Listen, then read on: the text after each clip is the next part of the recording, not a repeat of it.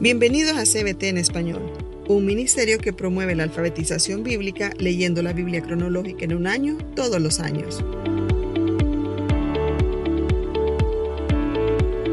Estamos en la semana 11 de nuestra lectura bíblica y con el libro de Deuteronomio terminaremos la era del Éxodo para poder iniciar la era de la conquista.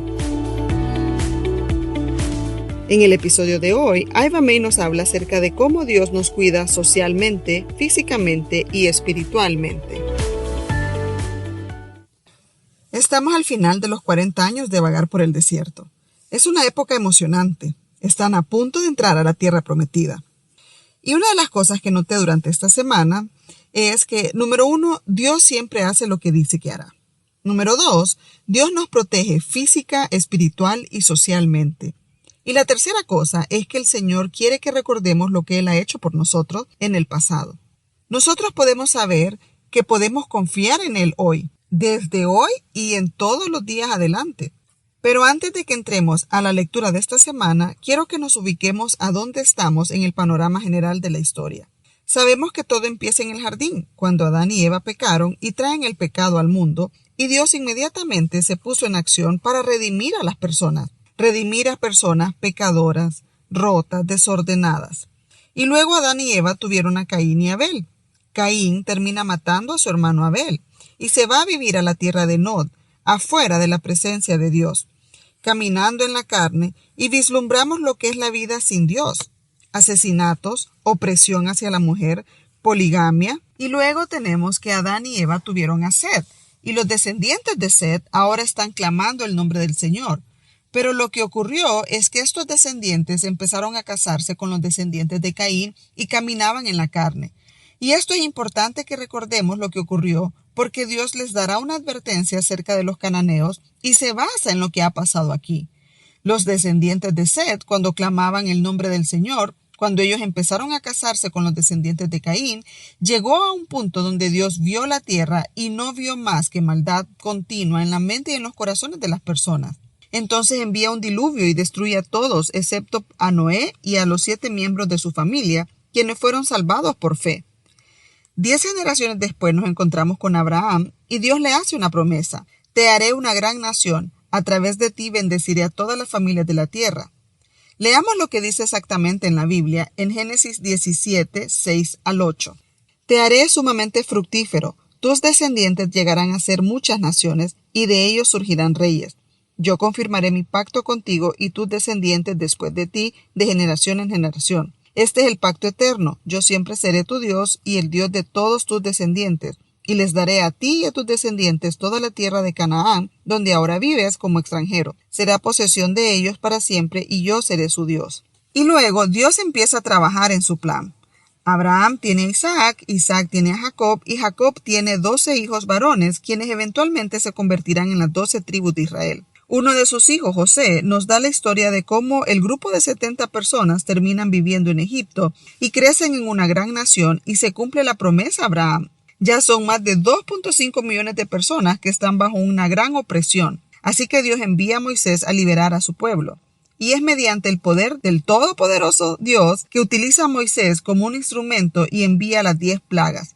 Él divide el Mar Rojo y los trae al desierto. Moisés termina enviando 12 espías a inspeccionar la tierra. 10 de ellos toman una decisión basada en la vista. Lo que ellos vieron fue un enemigo gigante que ellos no pensaron que podían vencer. Pusieron su miedo en los corazones del pueblo y debido a esa desobediencia, Dios dice que se quedarán vagando en el desierto por 40 años. Todos los que salieron de Egipto arriba de 20 años, todos los demás de 20 años que vieron todos estos milagros que Dios hizo, todas esas plagas, todas esas olas aplastando al enemigo, ellos vieron eso y todavía no tuvieron fe. Ellos serán tragados por el desierto, excepto por Josué y Caleb, los 12 espías fieles. El Señor también instruyó a Moisés al inicio del peregrinaje de hacer un censo con todos los de 20 años arriba que podían ir a la guerra. Ese censo terminó con aproximadamente 604,000 hombres. Y ahora aquí estamos al final del viaje en el desierto, 40 años después, y Dios instruye a Moisés de tomar otro censo. Y ese censo tendrá 2 propósitos. Uno, contar los mayores de 20 que pueden ir a la guerra. Y la segunda razón es que se utilizará el censo para dividir la tierra, porque basado en el tamaño de cada tribu será dividida la tierra. Una vez que reciban la tierra de la herencia en Canaán, ese censo resultó de 602,000 personas. Entonces lo que a mí me indica es que Dios es bueno y Él cumple con lo que le dijo a Abraham de hacerlo una gran nación. No puede ser una gran nación sin personas, pero esas personas desobedientes, a los que les faltó fe, fueron tragados en el desierto. Pero Dios los reemplazó por completo, con una nueva generación que entra a la tierra prometida y son dirigidos por Josué. Después del censo nos damos cuenta que los levitas no heredarán la tierra, pero serán ubicados en ciudades, y esto es Dios protegiendo a su pueblo espiritualmente, socialmente y físicamente. Porque Dios establece que aún antes de entrar a la tierra, Él dispersa estas 48 ciudades entre las tribus de Israel, porque Él quiere que ellos sean alfabetizados bíblicamente por los levitas. Entonces, ¿qué hacen los levitas? Ellos son responsables del libro de la ley. Dios quiere que ellos sean saludables. Los levitas proporcionan el cuidado médico de acuerdo al libro de la ley. Él quiere una sociedad justa. Los levitas serían su fuente de justicia. Ellos serían los jueces. 6 de las 48 ciudades levitas eran llamadas ciudades de refugio. Era para cuando alguien accidentalmente mataba a una persona, podía huir a esa ciudad de refugio para que ningún miembro de la familia tratara de vengar la muerte de su familiar, matando a esa persona. Porque Dios le importa la justicia. Él quiere proteger al inocente. También vemos que después del censo, 2,5 tribus vienen con una petición. Ellos quieren establecerse al este del río y Moisés les dice: «Hey, pero eso no será justo, que no vayas y salgas a pelear con el resto de las tribus. La única forma para que se queden al este del Jordán es si van y pelean con el resto de las tribus». Y ellos decidieron establecer a sus esposas, a sus hijos, abastecerse y establecer las ciudades, y fueron y pelearon hasta que todos los hijos de Israel heredaron su tierra. Y por último regresaron al este. Hubo otra petición que vino justo después del censo. Vamos a número 27. Estas eran las hijas de Zelofehad. Número 27, 2 y 3. Estas mujeres acudieron a Moisés, al sacerdote Eleazar, a los jefes de las tribus y a toda la comunidad a la entrada del tabernáculo. Ellas dijeron: «Nuestro padre murió en el desierto, pero no por estar entre los seguidores de Coré que se rebelaron contra el Señor, sino que murió debido a su propio pecado y no tuvo hijos varones. ¿Por qué debería desaparecer el nombre de nuestro padre de entre su clan solo porque no tuvo hijos varones? Denos una porción de terreno entre el resto de nuestros parientes». Me encanta esto. Imagínate, piensa en el valor que tuvieron que tener estas mujeres para presentarse. Ellas se presentaron delante de Moisés, Eleazar y los príncipes de delante de toda la congregación. Realmente tenían que ser atrevidas. ¿De dónde creen que tuvieron ese coraje? De su fe. Porque ellas están pidiendo algo que ni siquiera tienen todavía. Ellos no han ni empezado a conquistar la tierra, ni llevan 7 años de batalla para entrar en la tierra. Estas mujeres saben que Dios hará lo que Él dijo que haría. Él le hizo una promesa a Abraham y Él la cumplirá. Así que estas mujeres se presentan atrevidamente en fe. Leamos Números 27, 5 al 9. Entonces Moisés presentó el caso ante el Señor y el Señor le contestó a Moisés: «La petición de las hijas de Zelofehad es legítima, así que dales una porción de terreno junto con los parientes de su padre, asígnales la porción de terreno que se hubiera dado a su padre. Y da al pueblo de Israel las siguientes instrucciones. Si un hombre muere sin dejar un hijo varón, entonces se le dará su herencia a sus hijas. Y si tampoco tiene hijas, su herencia se transferirá a sus hermanos». Vemos a Dios responder favorablemente ante esta situación. ¿Por qué? ¿Qué es lo que le complace a Dios? La fe. Hebreos 11:6 dice: «Pero sin fe es imposible agradar a Dios». Efesios 3:20 dice: «Y aquel que es poderoso para hacer todas las cosas mucho más abundantemente de lo que pedimos o entendemos, según el poder que actúa en nosotros, a Él sea la gloria». En la iglesia en Cristo Jesús y por todas las edades, por los siglos de los siglos. ¿Escucharon eso? Que Él puede hacer las cosas mucho más abundantemente de lo que pedimos o pensamos. ¿No te hace querer ir a lo grande? ¿Dar un paso audaz en oración?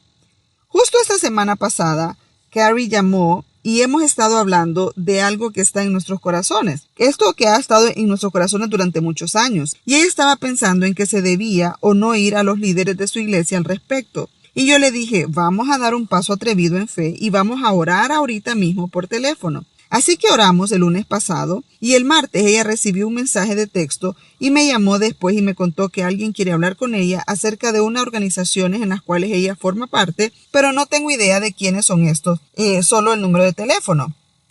Bueno, revisamos los números de teléfono y resulta que el primer número era del líder de mujeres de nuestra iglesia. El segundo es el número de nuestro pastor de misiones de la iglesia y ambas gritamos porque supimos que Dios había escuchado nuestra oración y estábamos emocionadas y normalmente ellos no contestan tan rápido, pero me motivó tanto el dar un paso atrevido de fe porque Él está escuchando y Él va a responder en su tiempo perfecto. Así que los motivo a que se sientan motivadas a orar atrevidamente en fe. Bueno, ya sabemos que Moisés no será quien lleve al pueblo a la tierra prometida por su desobediencia en el desierto, sino que será Josué. Pero Josué no fue elegido al azar. Dios estaba llamando a Josué durante todo este tiempo como el segundo al mando después de Moisés, pero no por mucho tiempo. Ahora él será el número 1, pero él ha sido entrenado a través de todo el camino en el desierto. Él estuvo con Moisés en el monte Sinaí, fue a él que Moisés encomendó para pelear con los amalecitas. En todos lados donde andaba Moisés, ahí también andaba Josué, justo ahí en su sombra. Él lo estaba preparando a través del desierto para la gran tarea que está a punto de empezar. Y Dios hace lo mismo en nuestra vida a través de nuestro camino en el desierto. Ahí es donde Él nos hace crecer. Ahí es donde madura nuestra fe. Eso fue lo que Él hizo con Moisés. Recuerdan que Moisés tenía 40 años. Él creyó que con su propio poder Él podía proteger a su pueblo. Y mató a un egipcio.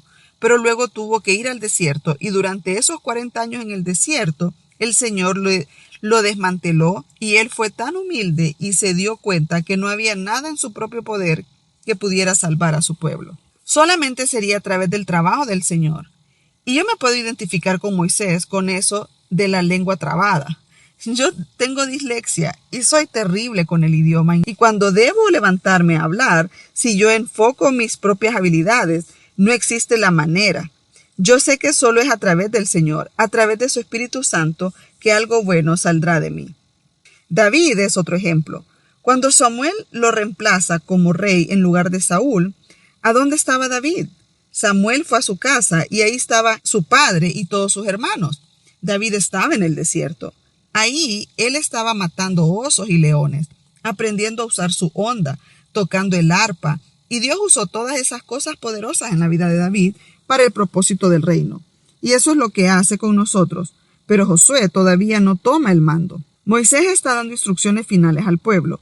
Y de hecho el Señor le dice a Moisés que empiece a escribir, que escriba acerca de sus viajes, de cuántas veces se mudaron. Yo conté esa palabra, acamparon, y ellos se movieron 42 veces. 42 veces tuvieron que mudarse en 40 años. Yo solo me he mudado una vez en 15 años. Y yo tengo un esposo, 2 hijos, 2 gatos y un perro. Eso es una pesadilla. ¿No dirías que el mudarte es una de las cosas más estresantes que puedes hacer? ¿Te puedes imaginar hacer eso con un grupo de personas de más de 2 millones, con todo su menaje? Y ellos no se están mudando a una nueva y mejorada residencia. Ellos tienen que armar su tienda y luego desinstalarla, pero lo que Dios estaba tratando de hacer es que quiere que su pueblo recuerde, que recuerden su viaje por el desierto, recuerden lo difícil que fue, pero que recuerden quién lo sostuvo también. Fue el Señor. Él era la nube de día y el fuego por la noche. Él les dio el maná para comer. Él sacó agua de la piedra para que ellos bebieran. Él estaba peleando contra sus enemigos para protegerlos. Él quiere que recuerden esto para que ellos sepan que es el Señor quien ha hecho todo esto. Él también los protege ahora que ellos van a entrar a la tierra de Canaán. Hace como 2 años empecé a llevar un diario y es lo mismo en nuestra vida. Les hablé de nuestra mudanza, donde yo solía vivir. Muchas cosas malas sucedieron y estaba constantemente sumergida en esos recordatorios que realmente creo fue la mano de Dios que me alcanzó, me levantó y me sacó de ahí, para mi bien y para su gloria. Puedo recordar la vez que me enfermé y el Señor me sanó. Puedo hablarles de cuánto mi matrimonio estaba destruido y Dios lo restauró. Puedo recordar cuando yo oraba y el Señor enviaba mujeres para hacer un estudio bíblico. Y miren ahora. También recuerdo cuando oraba por cosas que yo quería tan desesperadamente, pero Dios sabía que si me las daba iban a destruirme, y no me las daba por eso. Puedo ver atrás y saber que Dios fue fiel conmigo a través de eso. Él será fiel conmigo hoy también. Y eso es lo que Moisés está tratando de enseñarle al pueblo. Después que Moisés les hace recordar todo lo que Dios ha hecho, Él les da instrucciones para ir hacia adelante. Vamos a Números 33, 50 al 53, y el 55 y 56. Mientras acampaban cerca del río Jordán, en las llanuras de Moab, frente a Jericó, el Señor dijo a Moisés: da las siguientes instrucciones al pueblo de Israel. Cuando crucen el río Jordán a la tierra de Canaán, expulsen a todos los que viven ahí, destruyan todas las imágenes talladas y fundidas y derriben todos sus santuarios paganos. Tomen posesión de la tierra y establezcanse ahí, porque a ustedes se les ha dado para que la ocupen. En el 55 sigue: sin embargo, si no expulsan a los habitantes de la tierra, los que se queden serán como astillas en sus ojos y espinas en sus costados.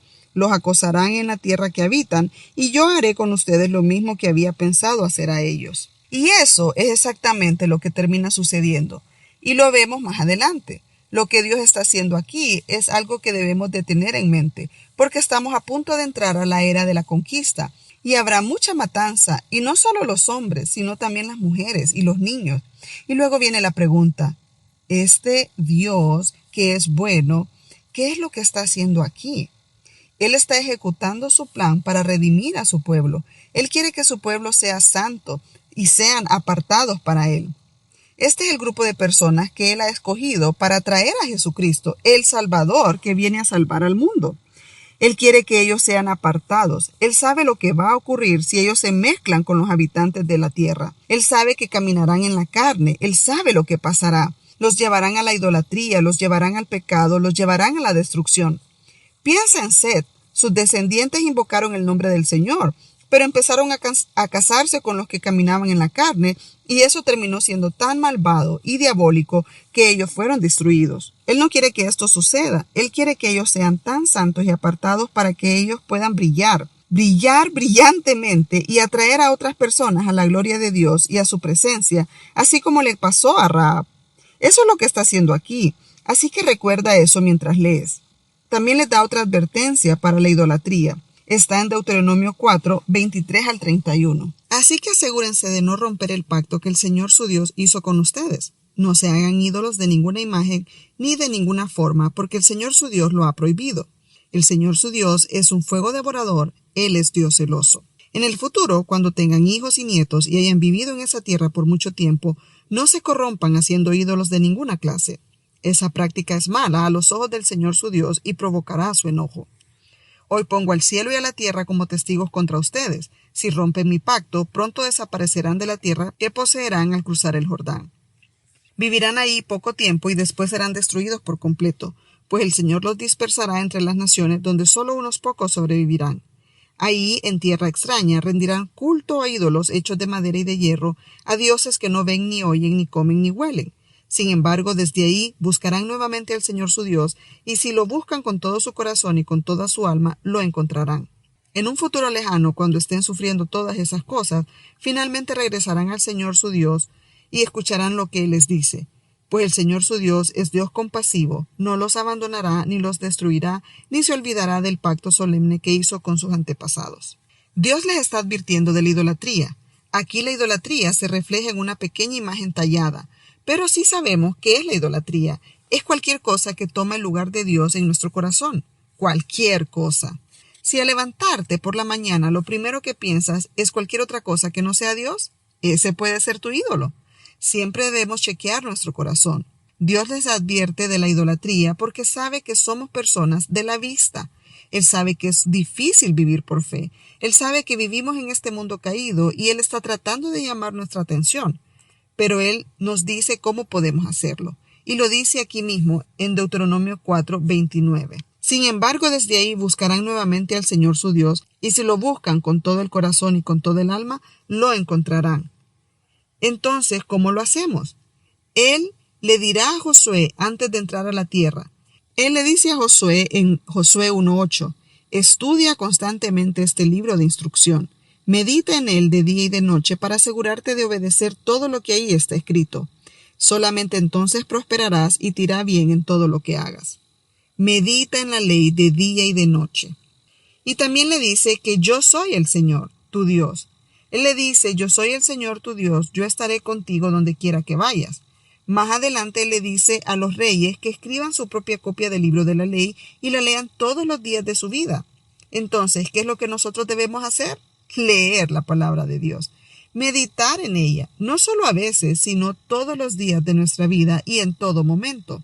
Otra cosa que debemos de recordar es que el Señor está con nosotros donde quiera que vayamos, no solo en nuestro tiempo matutino de oración, donde quiera que vayamos, donde quiera que estemos. Cuando hablas con tu esposo, ahí está el Señor. Cuando hablas con tu amiga, cuando ella te llama llorando por teléfono y ella necesita palabra de aliento de ti, habla con Dios primero antes de responderle a tu amiga. Cuando hables con tus hijos, que ellos van en el asiento trasero y van gritando y peleando y quieres hablarles con ira, habla con Dios primero. Tengo una historia al respecto. Hace no mucho tiempo atrás, mi hijo se metió en problemas. A él no le gustaba perder sus privilegios. Así que él me empieza a hablar de una manera que nunca lo había escuchado y vamos en el carro y yo me voy enojando y lo que quería era tirarme contra él y torcerle la cara. Por suerte para él había tráfico. Así que empecé a orar y le pedí a Dios que me diera sabiduría al respecto, porque no podemos responder con ira. Finalmente aparqué el carro y le dije al niño que se sentara en el asiento de enfrente y le empecé a leer la Biblia. ¿Qué es lo que dice la Biblia? ¿Qué es lo que dice el Señor acerca de obedecer a tus padres? Y leí, que eventualmente mi hijo empezó a llorar y me dijo, yo sabía que estaba equivocado, yo siempre no quería admitirlo. Y eso trajo restauración en nuestra relación y le apuntó a Cristo. Ahora, si mis hijos estuvieran aquí, ellos podrían decirte de todas las veces en que sí perdí el control, las veces en que sí le grité. Pero como ya sabía que iba a venir a hablarles hoy, he estado orando y leyendo mi Biblia. Pero Dios me hará recordar ese momento para que yo pueda reaccionar de esa manera nuevamente, porque Él es fiel. Él lo hará. Para caminar en fe debes estar en la palabra y debes estar en comunicación constante con el Señor. Puede que sientas que estás leyendo nuevamente lo mismo. Así es con Deuteronomio. Es la segunda vez que Moisés está dando la ley y él vuelve a dar los 10 mandamientos y quiero que leamos Deuteronomio 5, 32 al 33. Así que Moisés le dijo al pueblo, asegúrense de obedecer todos los mandatos del Señor su Dios y de seguir sus instrucciones al pie de la letra. Manténganse en el camino que el Señor su Dios les ordenó que siguieran. Entonces tendrán una vida larga y les irá bien en la tierra donde están a punto de entrar y que van a poseer. Dios siempre hace lo que Él dice que hará. Desde el jardín, Él dijo que iba a redimir a su pueblo y Él ha estado trabajando de acuerdo a ese plan. Él le hizo una promesa a Abraham que Él le daría la tierra. Y nosotros estamos aquí durante este momento tan emocionante para Israel que están a punto de entrar a la tierra prometida que Dios le prometió a Abraham. Vemos que lo importamos a Dios, vemos que somos importantes para Él y Él nos protege socialmente, físicamente y espiritualmente. Vemos que Dios instruye a Moisés para ver el pasado, para ver qué Él ha hecho en el pasado, para que nosotros podamos saber que podemos confiar en Él. Podemos confiar en Él hoy porque vemos lo que Él ha hecho en el pasado. Romanos 15:4 dice, tales cosas se escribieron hace tiempo en las Escrituras para que nos sirvan de enseñanza. Y las Escrituras nos dan esperanza y ánimo mientras esperamos con paciencia hasta que se cumplan las promesas de Dios. Para que a través de estas historias tengamos esperanza. Eso es lo que debemos de hacer, permanecer en la palabra del Señor. Leerla continuamente con un plan que te lleve a conocer su historia de Génesis a Apocalipsis para que podamos vivir por fe en esperanza. Acabas de escuchar el resumen de la semana con Aiva May. Únete a nosotros y lee la Biblia cronológica en un año todos los años. Hoy es un buen día para empezar a leer la Biblia en un año con CBT. CBT, impulsando la alfabetización bíblica.